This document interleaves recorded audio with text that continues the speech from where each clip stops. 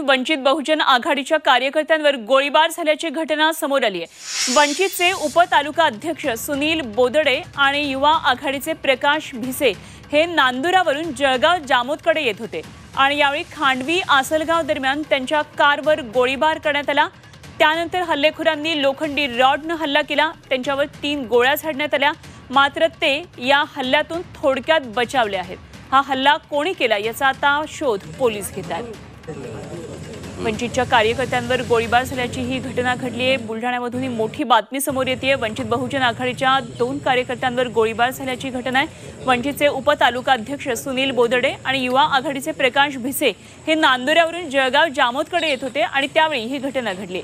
खांडवी आसलगाव दरम्यान त्यांच्या कारवर हा गोळीबार झालेला आहे।